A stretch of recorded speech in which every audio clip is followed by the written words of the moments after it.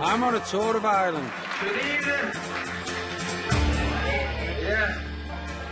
I can't believe I'm here either. I'm travelling all round this magical country, gathering stories and playing gigs in small pubs and town halls as I go. All leading to a sellout arena gig of 10,000 people. It all began in Dublin, before travelling south to Cork. I headed west to learn about the world-famous book and a priest who missed a date with the Virgin Mary. There you go. I'm just knackered. I've jammed with folk legends and hopefully built some bridges in Derry. If someone ever says to you where you're from, where'd you say? I knew you were going to ask that question. Tonight, I'm on the home straight. At the border, I get a geography lesson from a farmer. See that field there? That field's in the south. See that field there? Yeah. That field's in the north. I have a busy ride in Belfast. And then some woman got in with a pram and 3 kids. And then I arrive in Dublin.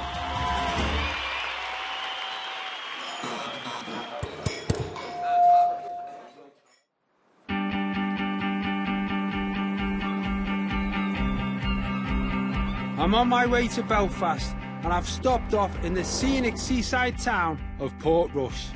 Somebody in ITV has found out that Portrush has got a beach.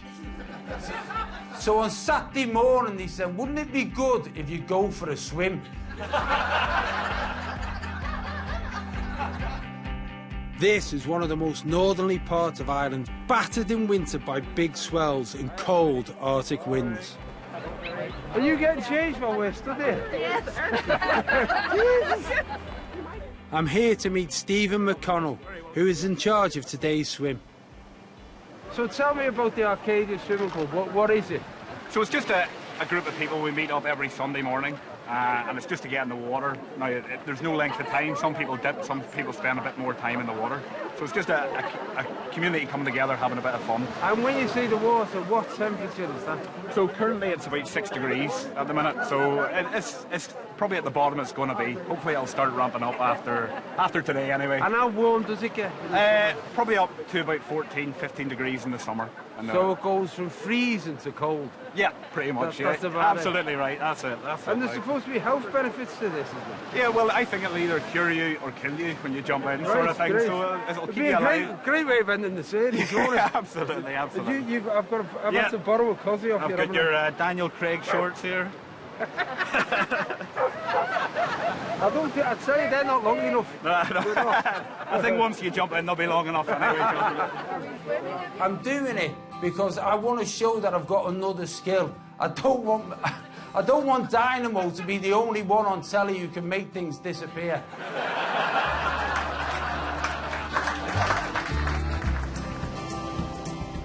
There's people there doing it anyway. Yeah. Every weekend, the locals get into the Atlantic for a dip. They're a hardy bunch up here, half mad if you ask me. Thankfully, the one thing they have got right is the equipment. Look away, ladies.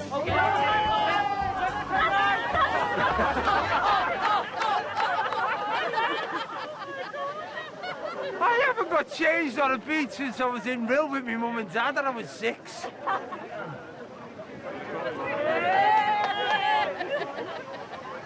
Thank you.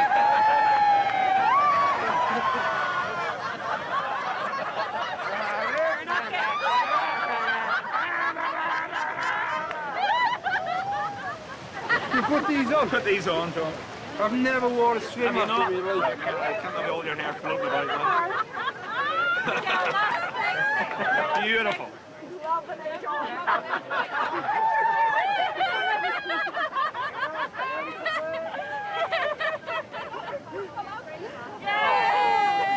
Thank you very much, John. Right, John, moment of truth now.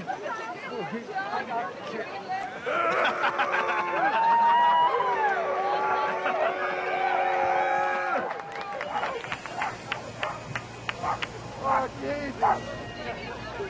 I mean, look at that. It looks beautiful.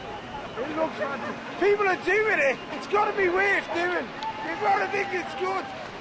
I'll be back.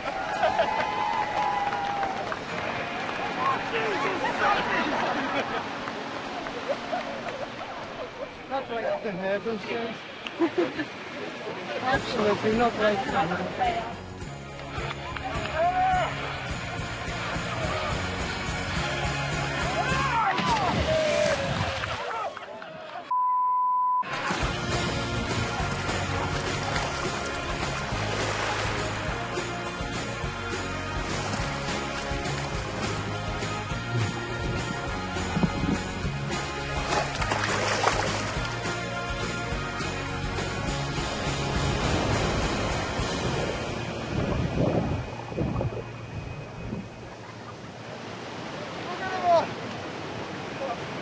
Oh, is that real? Oh, Jesus, look here. Do you want to get married? Oh.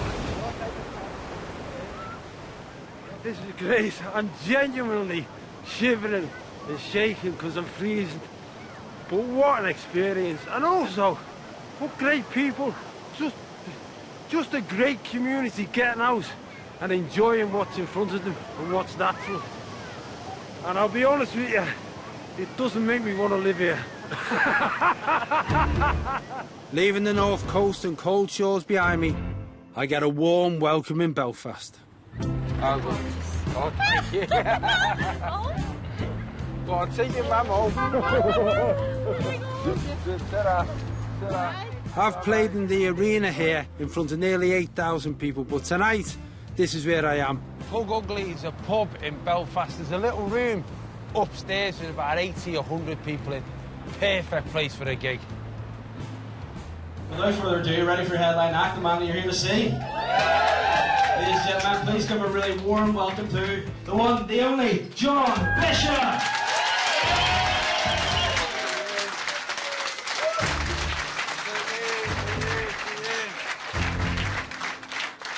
Hello, good evening, how are you? How are you? Good. The last time I was here, I did the arena, and then the time after that, I did the waterfront hall, and now I'm here. Things are going well, aren't they? I've been coming to this city for 30 years and I've seen some changes during that time. Today, Belfast is a flourishing cosmopolitan capital, but outside the city centre, the troubles are not that far away. To find out more, I've decided to take a taxi up the Falls Road and find out more about the history of the troubles from their perspective. All right, pal. How are you? What's happening?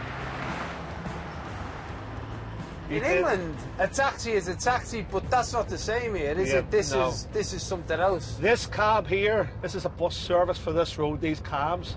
The reason why is back in 1970, the British state took the transport off this road because the buses here were getting burned, getting hijacked. Right. So if you lived 8 miles up the road and you want to go into the city centre, you had to walk. So back then in 1970, we used to put a beer crate in the middle with a bit of wood on it. Yeah. So you would get 4 and 4 and 2 in the front. That's 10 people. Back then there was no health and safety, no nothing, they used seat belts. The more you could get in, the better for you. So you just fired them all in. Today, they may not overload the taxis, but 50 years after they started, this form of transport has become ingrained in the local way of life. Okay, look. But if everybody's getting in the taxi, are they all paying the same fare, or...? They all pay the same fare. If they're long journeys, they owe you $1.90. If they're short journeys, they owe you $1.50. So when you're driving, people just get in and they pay it on the way out? Yes. I love telling this story when it comes to Belfast, because it's the only place this story makes sense. Before I was doing this, before I was living this life, I used to work for a drug company, a pharmaceutical company, and I'd come over for work and I'd gone to the Royal Victoria Hospital. I had my meeting and then I walked out the back onto the Falls Road to get a taxi. It was November the 10th, the day before Remembrance Day in England. And I'd left England wearing a poppy.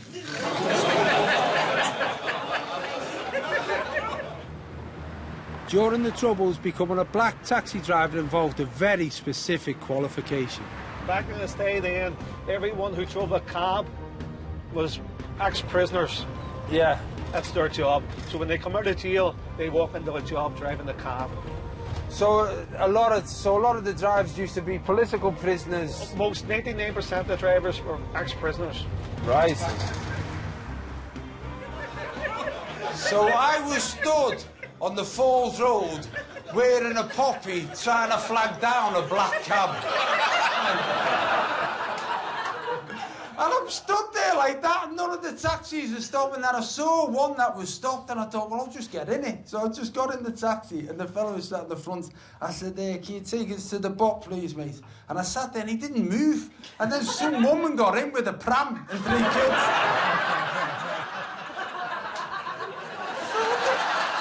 So then I got out, and I'm stood there, and I will never forget it. And this woman, this angel, who in my eyes was older, she's probably about the same age I am now, just came up to me and said, listen, love, will you do us a favour? I said, what? She said, will you take the poppy off? I went, why? She said, because the lads have seen it. I went...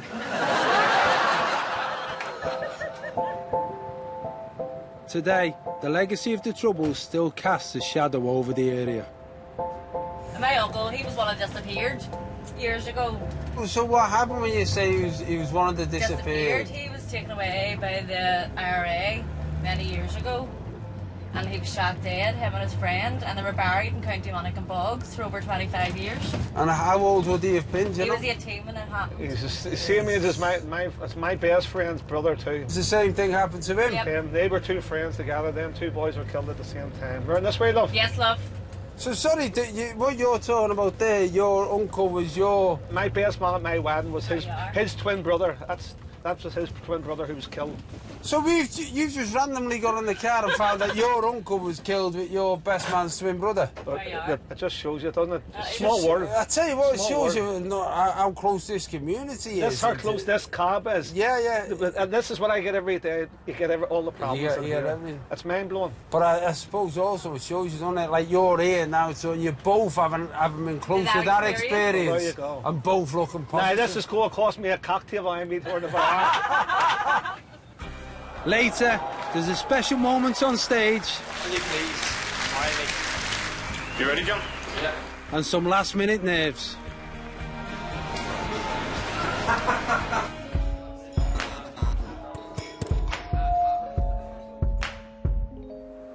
This was a slight mistake. This gig being booked in. I know. I said I'd come here, but the reason it was a slight mistake is because it's Monday. And I don't do gigs on Monday, because no one ever laughs on a Monday. Because Monday's just a bad day of the week, innit? So I avoid Mondays like mad. But this has given me a bit more faith than a Monday. Can I have the lights up, please? Can I have Mark down, please? Mark Hegarty.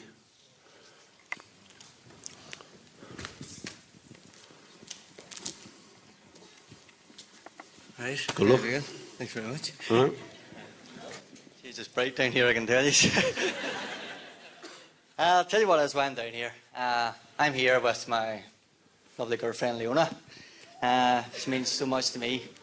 We have 2 lovely children together. We've been together 9 years. I love her so much. And... Will you please marry me?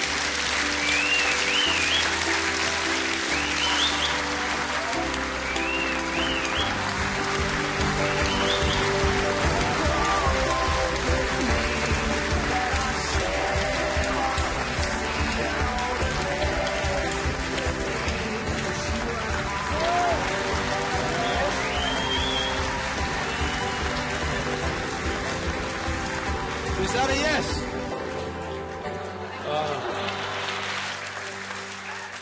There was the comedian in me that thought it'd be dead funny if you'd said no.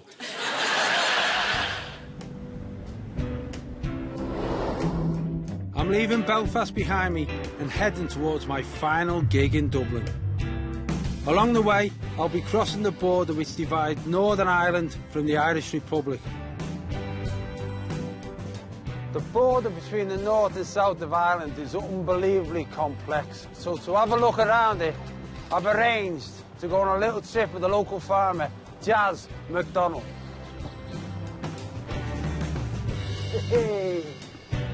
During the Troubles, this area was almost ungovernable and was referred to as bandit country by the British Army. This is all my area. I was reared around here. And what county are you in? It's County Armagh, South Armagh. Right, okay. Yeah, this is where South Armagh is supposed to be where my great-grandparents were from, I think. Yeah. I did a programme called Who Do You Think You Are? And he said, and this is true, he said, listen, we've found 2 stories that we want to follow. One's down your mum's side and one's down your dad's side, but we've decided not to do your mum's side.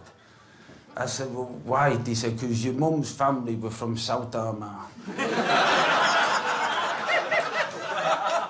So your mum's side of the family, we're not going to go down because it might get really, really complicated. And I said, well, listen, that's fine. That's fine. I totally understand. I said, I'm just glad that you've told me, because at least I know why I was the only kid in school happy to wear a balaclava.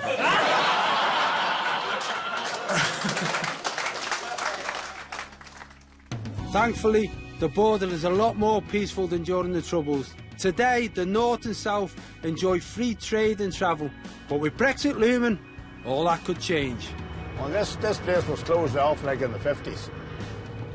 Every border road was closed. All of it? Every border road except the main road. That's the main bypass. There was only one road opened, and you had to go through customs. And so, as we're travelling now, though, we'll move between the north and the south. Yeah, we have already come from near enough the south there, and we come into the north, and we're going back into the south. So on a daily basis, how often would you be crossing the border without really noticing it? I'd be crossing it 30 times a day, at least. Right? We're just going into the south. My 2 front wheels are in the south. We're in the south now. Half of this yoke is in the south. The half of it's in the north. See that field there? Yeah. That field's in the south. That field? That field there. See that field there? Yeah. That field's in the north. So, like, if that ever came back again, where would you be? It'd be a disaster. Yeah. Yeah. I swear to God, someone wants to talk to Theresa May about a hard and soft border. Put her with a farmer from South Armagh. Today has been a proper education to me about the border of Ireland. To me, this has always felt like an integrated country, but if you look at this, there, where the stripes are, that is the south of Ireland. This is the north of Ireland. And Jazz tells me that there's 8 border crossings just like this within 5 miles. How are you going to make that hard? My tour of Ireland is coming to an end. All that's left is one performance in front of 10,000 people at the 3 Arena in Dublin. Yeah, good luck. Good luck. Cheers for having me. See you in a bit. It's been an amazing journey, all leading towards tonight. The big thing about this experience and this journey is that I had a view of Ireland, but to the west coast, it was a mystery to me, and I had this idea of it being, you know, full of little bars where people played music and everybody was friendly to you, and stories of fairies and mysticism and magic and miracles and beauty, and all of those things are exactly what I found. It's 2 worlds, Ireland. It definitely is, and right smack bang in the middle of those 2 worlds are the Irish people. It's been a journey where I've been honing the act and getting new experiences, meeting new people that give you something else that you can say on stage, because that's all comedy is. Comedy can't exist in a vacuum. Something has to happen for something to be funny. In England, having horses means you're posh. In Ireland, I know it's not the same, I know. Well, I mean, she's lovely and she's good looking as well now. She's not good looking close up now, but she's good looking. You know Willie Daly is, and you've heard of the matchmaking. I'd never heard of it before. English people don't have things like that because we've got Magaluf. So You come back from Ireland wanting to go back to Ireland, and I think that just says it all about the place.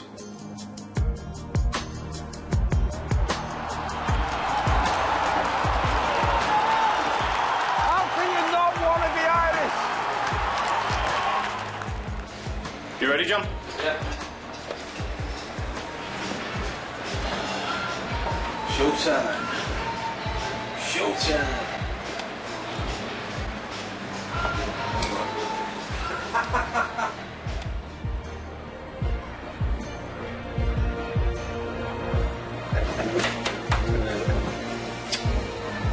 Do it, boys.